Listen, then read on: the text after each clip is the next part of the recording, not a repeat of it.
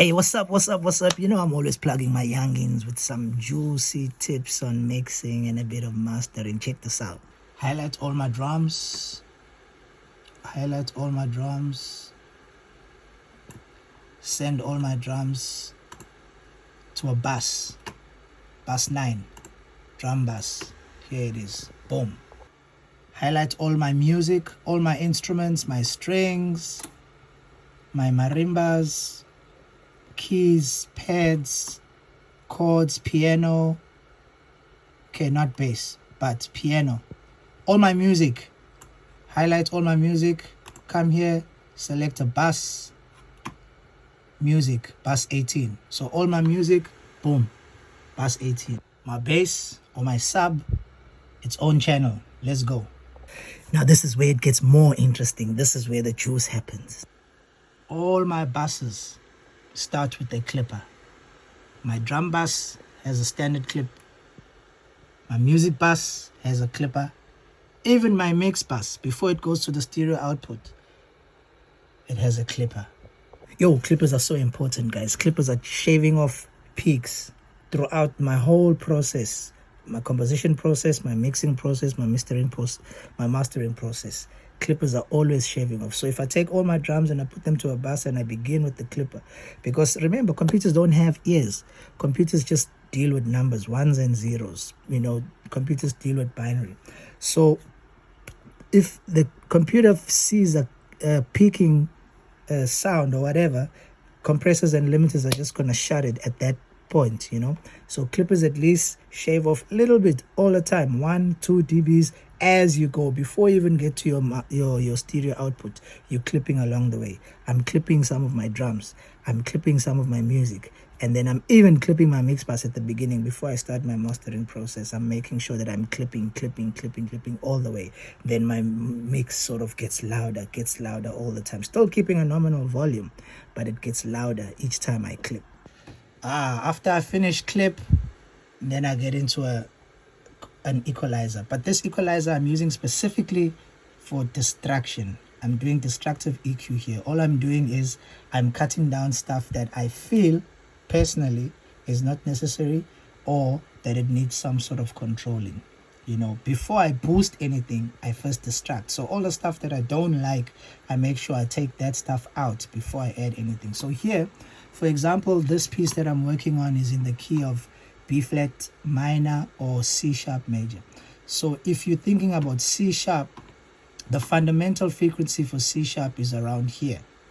And this is around 34 sort of hertz. So I don't want to do a high pass or a low cut right at the fundamental. So I'll go a little bit below, maybe a fifth below, to an A flat. And A flat is this note here. And as you can see, this note is 24.5 hertz. So that's where I'm doing my cut, just so that whatever unnecessary rumble is happening is going to get cut out. But I make sure that my last fundamental, which is C sharp 1, is staying intact.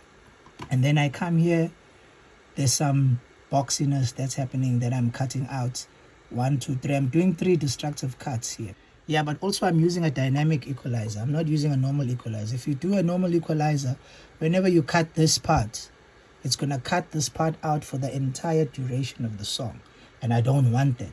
I want it to only cut in specific moments when that sound comes and it becomes a problem. For the rest of the time, if there's no problems in that area, or if there's nothing happening in that area, it should leave it.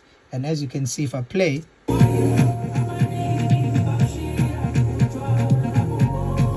you can see it's bouncing, which means it's only being activated whenever it's triggered by that frequency. If there's no frequency, then it stays intact. So my mix is always transparent.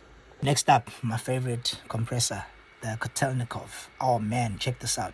Kotelnikov ratio 2:1. I'm doing about 35 milliseconds attack, almost an equal amount of release. Threshold, I'm pushing it down, so I'm getting about 2 dBs of reduction.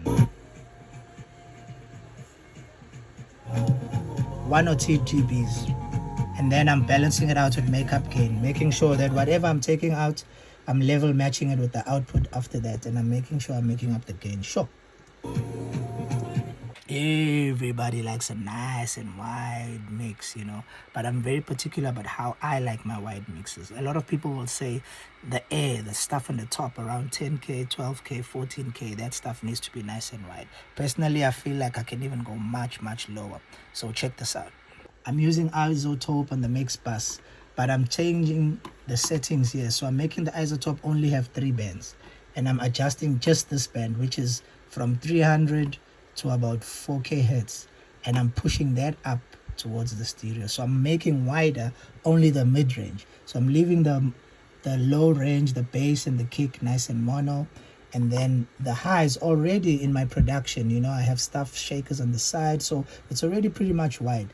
And then I just push this mid-range up just a little bit, and you can already hear it open up nice and wide. Oof. Remember I said the first EQ was destructive. Now the next EQ I'm going to add after I've done that is one that's now going to add stuff. So I'm boosting in the next EQ. The first EQ was just solely for distraction.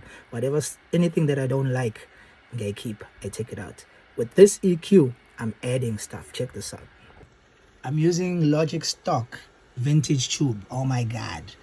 I'm boosting around 60. It's like a shelf. So I'm putting a boost around 60 and lower.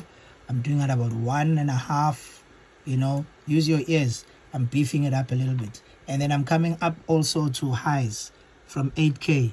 I'm putting a boost about 2 dBs. Now remember, this tube already, once you stick the tube in, it's already boosting the level before you even do anything. So I make sure I come to the volume and I level match it and I drop it, so that when I'm making these boosts, it doesn't affect the output signal. Whatever comes in still comes out, but the sound gets more beefier.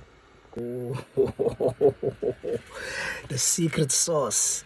When I'm done with my chain, it's a very basic chain, I told you. Just before I add the limiter, because the limiter is just there to give me volume, but just before I put the limiter in, I make sure I clip it one more time. Remember, I clipped it at the beginning of the mix bus. I'm going to clip it again just before the limiter comes in. Check this out. I'm bringing the bad boy in again. Already my signal was peaking around minus 2.6. So I made sure that I used the clipper to push 2 more dBs out of it, and I got minus 4. I changed the setting to soft clip with a percentage of 18. That adds an extra logarithm to give me a little bit more compression. So it will raise up a little bit more of the lower signal and the lower information, and it will sum it into the limiting point, the clipping point, or the ceiling, which is now minus 6.8. Of course, once you're done with the clipping at the end, you gotta drop in the limiter, man. The limiter is gonna push the volume to where you need it. You need it to be industry standard, you need it to be radio friendly, you need it to be Spotify friendly. I'm pushing the limiter, and of course I'm gonna use the Big Daddy. Check this out. My Big Daddy for limiting, the FabFilter Pro L2. Oh man, I'm pushing it. Remember I said it's minus 6. It was minus 4.8. So I'm pushing it up to 6. I'm getting about 2 dBs gain reduction on the limiter. I'm using true peak limiting. Other people would prefer oversampling. What I've done, after extensive research and a few null tests, you will realize that if you oversample to 8 times oversampling, and the signal and another signal is at true peak, they almost cancel each other out. So instead of oversampling, I'd rather stick to true peak. It sounds good for me, and I'll make sure that I'll never get any kind of peaking. I'll set my ceiling to minus 0.2. In that way, I know even if you convert it to Spotify, Apple Music, YouTube, everything, I'll never get any signal clipping. Boom. And this is what it sounds like.